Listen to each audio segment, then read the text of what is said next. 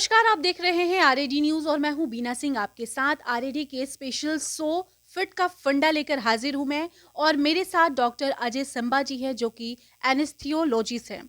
तो आज हम इनसे जानेंगे एनेस्थीसिया से जुड़ी वो हर बात, वो हर जानकारी जो जानना आपके लिए बेहद ज़रूरी है। सबसे पहले तो सर स्वागत है आपका हमारे चैनल पर। धन्यवाद। मेरा पहला सवाल है कि एनेस्थीसिया है क्या? आम लोग कैसे समझें कि ये क्या है? हुँ। एनेस्थीसिया जो है एक वर्ड है। इसको हिंदी में निश्चेतना बोलते हैं। माने अगर चेतना रहित हो गया हो तो उसको एनेस्थीसिया बोलते हैं। और इंग्लिश में an plus aesthesis. An means without, aesthesis मतलब सेंसेशन। सो आदमी को विदाउट सेंसेशन कुछ देर कर दिया जाता है, जिससे उसका कोई ऑपरेशन या कोई भी चीज़ हो सकता है। आप जैसे एनेस्थीसियोलॉजिस्ट कब एक मरीज के लिए बेहद ज़रूरी हो जाते हैं? जी।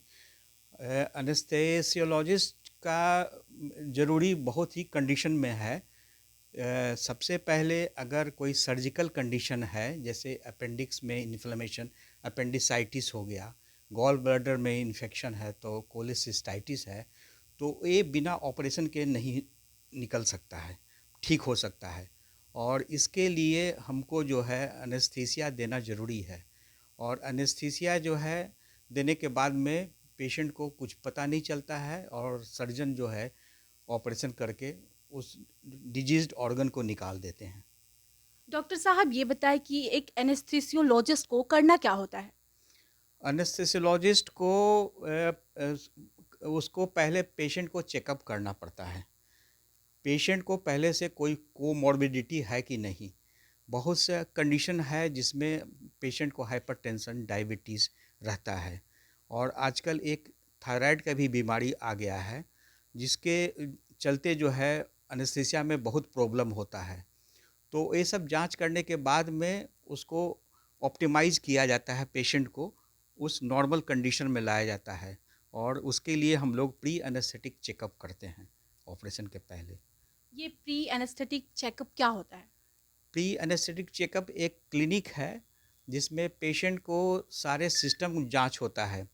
ऑल बॉडी के सिस्टम है, जैसे हम लोग रेस्पिरेटरी सिस्टम, कार्डियोवास्कुलर सिस्टम और बाकी जो रूटीन इन्वेस्टिगेशंस है उसको भी देखते हैं। अगर उसके बाद स्पेशलाइज इन्वेस्टिगेशन अगर ज़रूरत है तो वो भी हम लोग करते हैं। एनेस्थीसिया जब मरीज को दिया जाता है तो वो किस तरह असर करता है एक मरीज पर? एनेस्थीसिया दो तरह से असर करता है। एक इसका सेंट्रल एक्शन है, एक इसका लोकल एक्शन है। सेंट्रल एक्शन ब्रेन से होता है। और कोई भी दवा हम जो नस में देते हैं वो अल्टीमेटली ब्रेन में जाता है और वहाँ से वो सेंट्रल एक्शन करता है। कुछ दवा जो है हम लोग लोकल देते हैं और उस पार्ट में ही असर होता है, पेशेंट कॉन्शियस रहता है। एनेस्थीसिया की ज़रूरत कब एक मरीज को सबसे ज़्यादा होती है? एनेस्थीसिया एनेस्थेसियोलॉजिस्ट की ज़रूरत उस समय होती है जब पेशेंट का थोड़ा क्रिटिकल कंडीशन हो जाता है। जैसे आईसीयू में एनेस्थेटिस्ट ही संभालते हैं, या सर्टेन डिजीज़ है जिसमें, जैसे अभी कोविड है, इसमें लंग्स जो है कुछ उसमें पैथोलॉजी आ जाती है, निमोनिया हो जाता है, उसमें एनेस्थेटिस्ट का रोल है आईसीयू में। बाकी बहुत से कंडीशन हैं जिसमें, जैसे प्रेगनेंसी के समय में चमकी आना, उसमें भी एनेस्थेटिस्ट का रोल है। एनेस्थीसिया अगर मरीज को दिया जाता है तो वो किस तरह उन पे असर करता है और किस तरह की सावधानियाँ उनको बरतनी चाहिए? जैसे पेशेंट कभी कई बार वो ज़्यादा पैनिक हो जाते हैं देने से पहले ही। देखिए, एक बात है कि ओटी में 99.9% पेशेंट जो है वो थोड़ा सा पैनिक रहते हैं। उनको जो है थोड़ा डर लगा रहता है और उस डर से जो है ब्लड प्रेशर, पल्स, रेस्पिरेशन ये सब बढ़ जाता है। तो उसके लिए हम लोग थोड़ा सा काम करते हैं, उनको थोड़ा सा मोटिवेट करते हैं कि देखिए, हम लोग आपके सेवा के लिए हैं यहाँ पर और आपको चिंता नहीं करना है। तो ये सब भी फैक्टर काम करता है। और बहुत ज़्यादा एंक्सस वाले में हम लोग कुछ ट्रैंकुलाइज़र भी देते हैं और बिफोर नाइट में उसको दे देते हैं। पेशेंट ओटी में बिल्कुल काम एंड क्वाइट आता है, कोई भी चेंजेस पल्स और बीपी में नहीं होता है। डॉक्टर साहब ये बताइए कि क्या एनेस्थीसिया देने का कोई डोज़ क्राइटेरिया भी है? बिल्कुल, कोई भी ड्रग का एक बॉडी वेट के अनुसार उसका डोज़ होता है और एडल्ट जो है में पर केजी बॉडी वेट जो है हम लोग ड्रग देते हैं।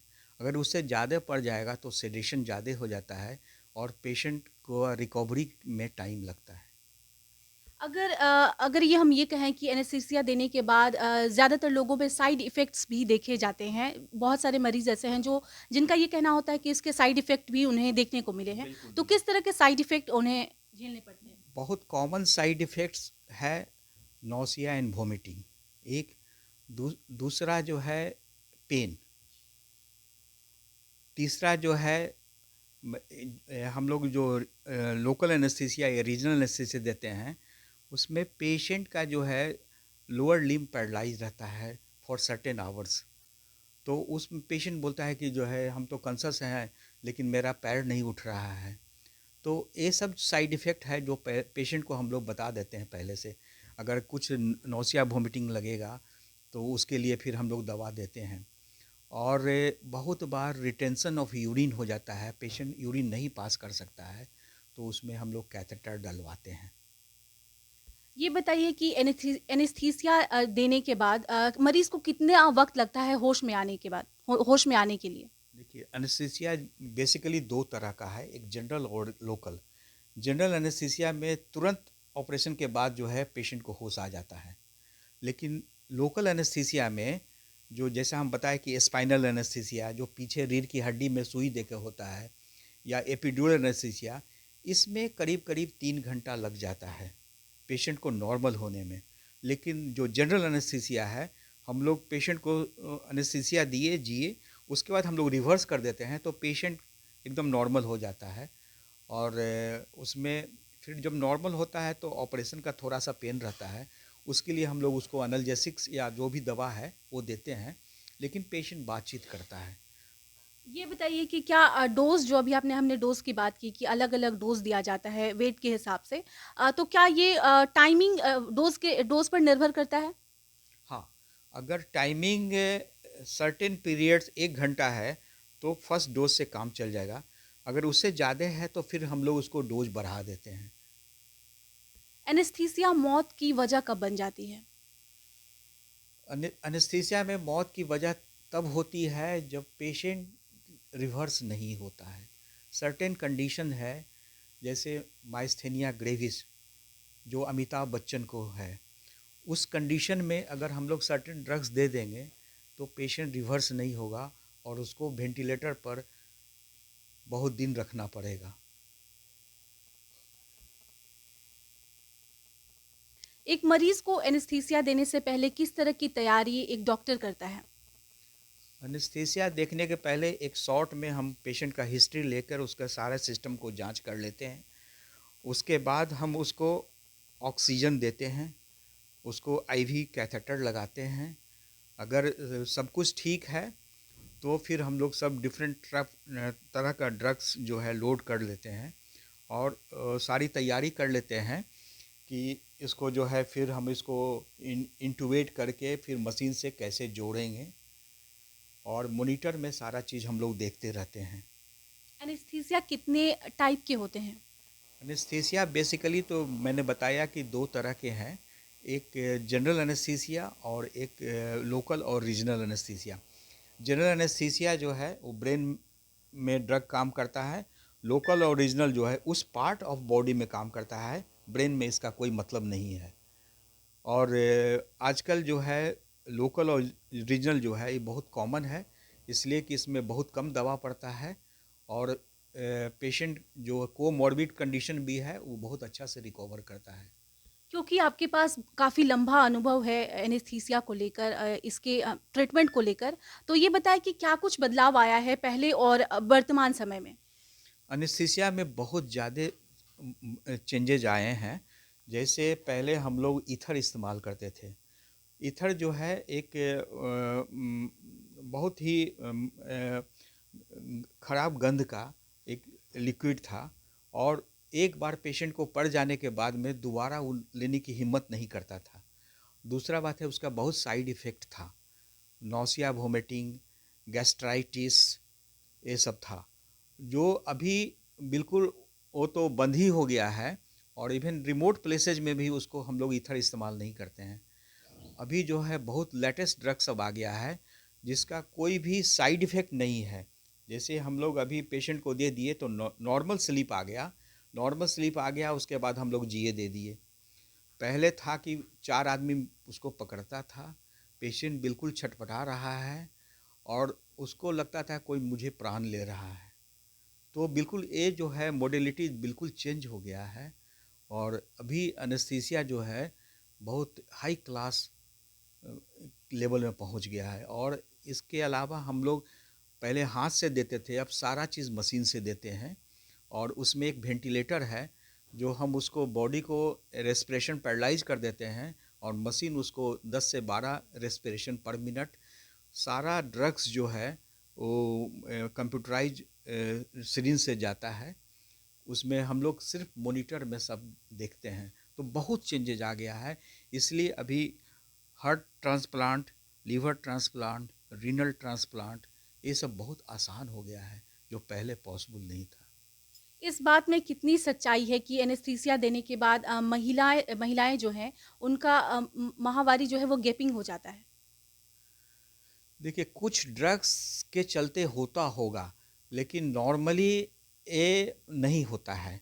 गैपिंग जो है, मान लीजिए सर्टेन टाइम में आना है और वो टाइम बढ़ गया, ऐसा नॉर्मली नहीं होता है।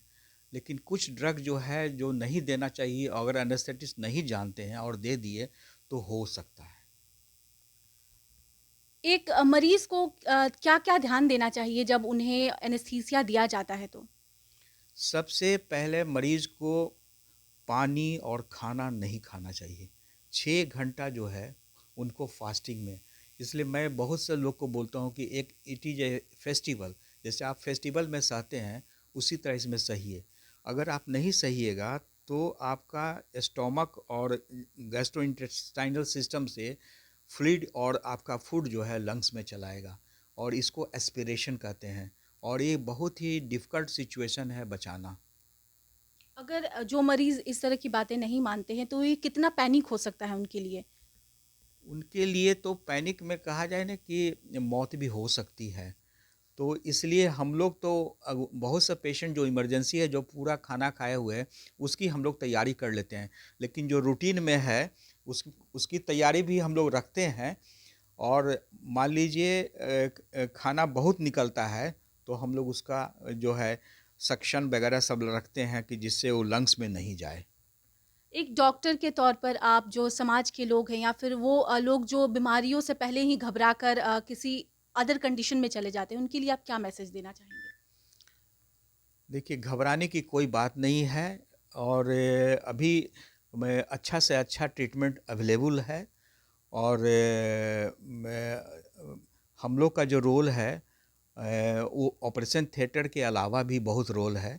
जैसे आईसीयू, एनेस्थेटिस्ट देखता है, पेन क्लिनिक, तो और डिफरेंट फैकल्टी के जो लोग हैं, इसलिए लोग को जो है थोड़ा सा डर जो रहता है वो तो रहता ही है, लेकिन डरने की कोई बात नहीं है।